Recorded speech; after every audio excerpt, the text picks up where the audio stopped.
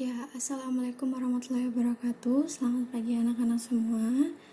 Selamat datang di kelas teknologi les. Apa kabar anak-anak semua? Semoga sehat selalu ya.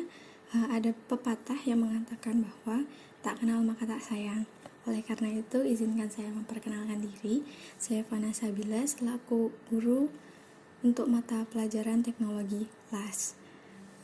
Apa itu mata pelajaran teknologi les? Mata pelajaran ini akan membahas tentang pengetahuan dasar, apa saja sih yang pengelasan itu seperti apa, macam-macamnya itu seperti apa. Pokoknya pengetahuan-pengetahuan dasar tentang pengelasan sebelum kita bisa untuk praktik langsung pengelasan. Berikut keterampilan dasar yang akan kita capai pada satu semester ke depannya.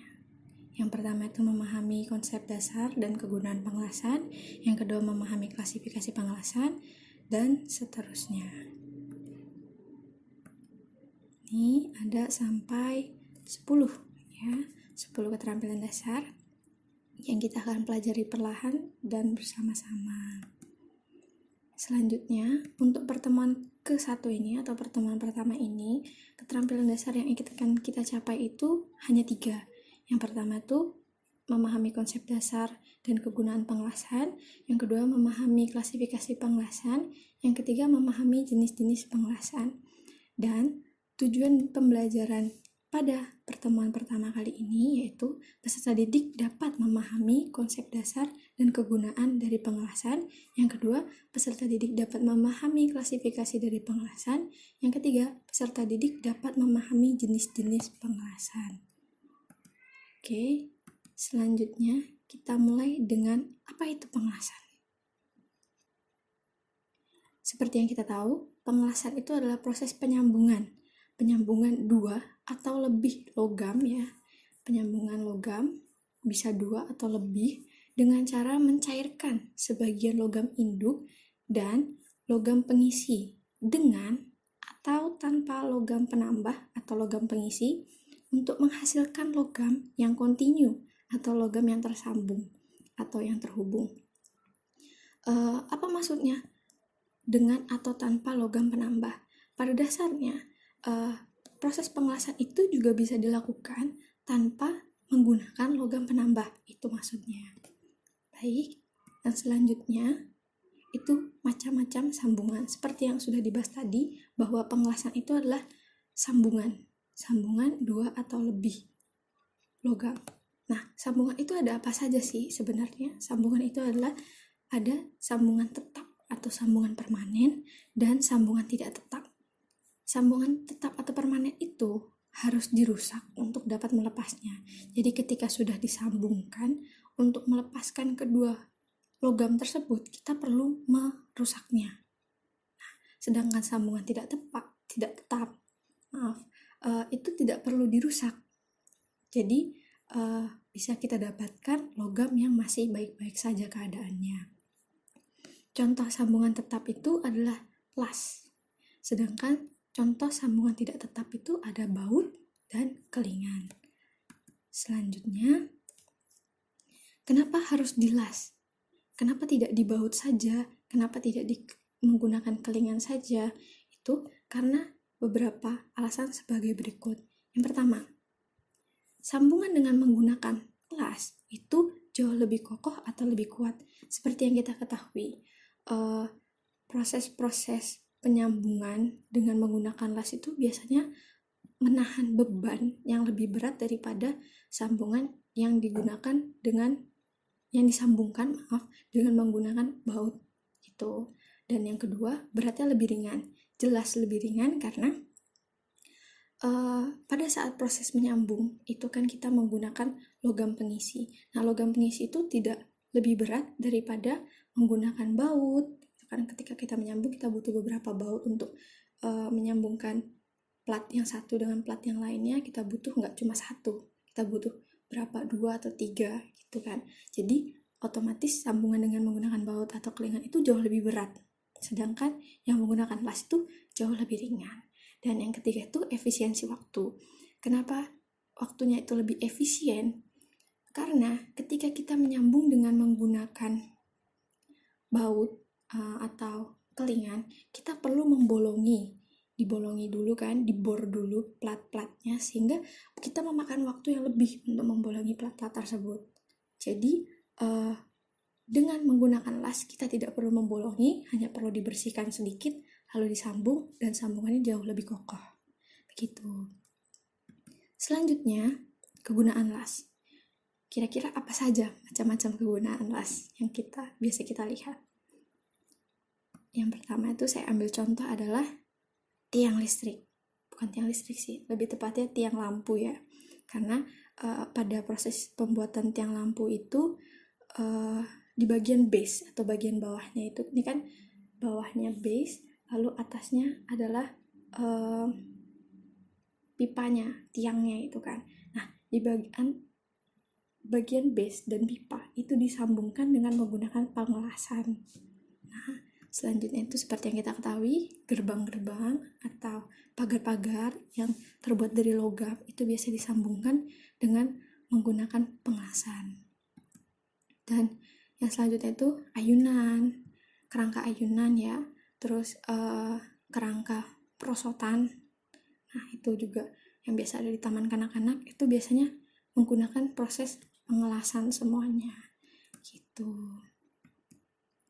Oke, selanjutnya adalah klasifikasi pengelasan. Klasifikasi dari pengelasan itu terbagi menjadi 3. Yang pertama itu las tekan. Las tekan itu bagaimana cara kerjanya? Yang pertama, elektroda yang dengan muatan positif itu menghimpit plat logam ini yang atas dan bawah bersamaan dengan elektroda yang bermuatan negatif. Jadi elektroda buatan negatif dan positif ini menghimpit kedua plat ini. Karena terjadi konsleting listrik di tengah-tengah sini, sehingga di tengah-tengah sini tuh logamnya itu mencair, meleleh lah. Nah, logam ini tuh disebut weld nugget yang mencair atau meleleh di tengah ini, dan lelehan ini tuh menjadi sambungan. Begitu.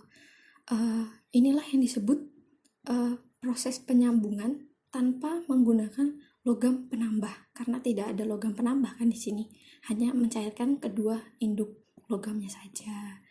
Yang selanjutnya adalah pengelasan cair, itu menggunakan elektroda yang berfungsi sebagai pengisi juga. Nah, elektroda ini itu bermuatan negatif dipertemukan dengan base metal atau platnya yang bermuatan positif, sehingga terjadi konsleting dan elektroda ini tuh mencair. Nah, cairan ini tuh pun mengisi kekosongan dari kedua plat ini, sehingga kedua plat ini dapat tersambung. Yang terakhir atau yang ketiga itu pengelasan patri atau pematrian. Proses pematrian sendiri itu biasa digunakan dengan bantuan logam yang titik lelehnya atau titik leburnya itu jauh lebih rendah daripada logam induknya. Seperti yang kita lihat sebelum ini dipanaskan, sebenarnya ini di sebelah sini, di pinggir-pinggir sini itu dia diberikan atau dilapisi ya, sebelum dilapisi dengan logam yang titik lebur atau titik lelehnya itu lebih rendah daripada kedua logam induk tersebut. Kedua logam induk ini, sehingga ketika dipanaskan, kedua logam yang melapisi di sini ini dia meleleh terlebih dahulu sehingga bisa disatukan seperti ini. Nah, inilah yang disebut dengan pematrian. Oke. Selanjutnya, jenis-jenis pengelasan. Ini tadi adalah klasifikasinya ya. Klasifikasinya adalah las cair, tekan, dan pematrian. Jenisnya ada banyak, ya sangat banyak, tapi kita tidak perlu mempelajari semuanya saat ini, karena kita akan fokus ke las busur saja. Pengelasan cair, tipe las busur. Nah, las busur sini biasa dikenal dengan las listrik ya. Las listrik itu abang-abang tempat buat membuat pagar itu bisa menggunakan las busur. Nah, las busur ini tuh sebenarnya ada dua lagi jenisnya, itu yang elektroda terumpan dan elektroda tak terumpan. Yang las elektroda terumpan itu adalah las busur gas. Las busur yang menggunakan gas.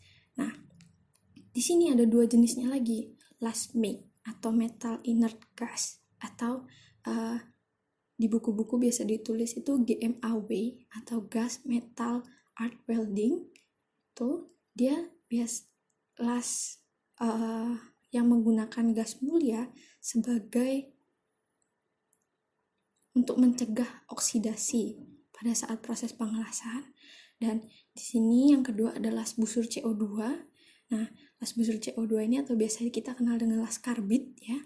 Las karbit ini tuh menggunakan gas CO2 sebagai pencegah oksidasi. Kalau ini menggunakan gas mulia seperti argon contohnya, ini menggunakan CO2.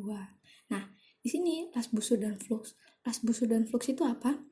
Las busur CO2 dengan elektroda berisi flux. Jadi sebenarnya las ini tuh gabungan antara las elektroda terbungkus ini, las rendam, dan las busur CO2 gitu. Jadi selain menggunakan CO2 sebagai pencegah oksidasinya, dia juga menggunakan flux yang disemburkan seperti pasir gitu. Selanjutnya adalah las busur flux. Las busur flux itu terbagi menjadi 3. Yang pertama ada las elektroda terbungkus atau yang biasa kita kenal dengan SMAW, sheet metal arc welding. Nah, ini biasa sangat sering dipakai ya oleh para pengelas, apalagi dalam proses pembuatan tadi seperti pagar, ayunan, itu biasa digunakan las elektroda terbungkus ini atau SMAW. Terus yang kedua adalah las busur dengan elektroda berisi flux, itu las busur. Dan yang ketiga adalah las busur rendam. Las busur rendam ini adalah las otomatis ya, dimana dia hampir sama dengan las MIG. Perbedaannya dia menggunakan gas, sedangkan ini menggunakan flux. Flux ini untuk mencegah oksidasinya, dan fluxnya itu berupa butiran. Begitu.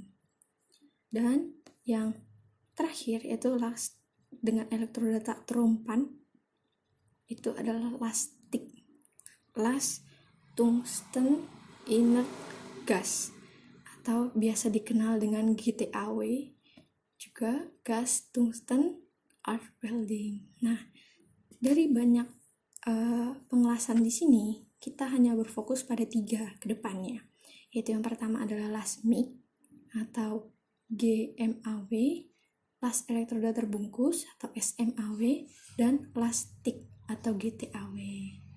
Begitu. Kenapa kita perlu mengetahui jenis-jenis dari pengelasan di sini agar kita tidak tertukar. Sebenarnya las listrik, kayak abang-abang misalnya bilang, "Bang, ngelasnya pakai las apa?" Las listrik. Las listrik itu yang mana? Padahal las listrik itu ada banyak macamnya. Nah, kita bisa mengetahui bahwa las yang digunakan, oh ternyata las elektroda terbungkus gitu, las SMAW. Oke, selanjutnya kesimpulan. Yang pertama, pengelasan adalah proses penyambungan logam, seperti yang sudah saya jelaskan. Yang kedua, pengelasan merupakan sambungan permanen. Yang ketiga, klasifikasi las dibagi menjadi 3, yaitu las tekan, cair, dan patri. Dan yang keempat, jenis pengelasan itu ada banyak, tetapi yang difokuskan ke depannya hanya pengelasan jenis cair. Pengelasan cair jenis las busur, SMAW, GMAW, dan GTAW. Dan tidak lupa di akhir kita ada tugas. Yang pertama, berdasarkan jenis-jenis las. Tadi kan sudah kita ketahui ya. Nah, Anda diminta untuk mencari tahu apa perbedaan elektroda terumpan dan elektroda tak terumpan. Dan yang kedua, untuk mempermudah proses penyampaian materi selanjutnya, Anda diminta untuk mencari tahu terlebih dahulu tentang macam-macam peralatan las dan kegunaannya, agar pada saat penyampaian materi di pertemuan selanjutnya, kita sudah sama-sama saling mengerti topik bahasan apa yang akan kita bahas. Gitu. Sampai di sini pertemuan pertama kita. Kurang lebihnya saya mohon maaf. Mungkin jika ada pertanyaan bisa dibahas di grup untuk saling diskusi. Wabillahi taufiq wal hidayah. Wassalamualaikum warahmatullahi wabarakatuh.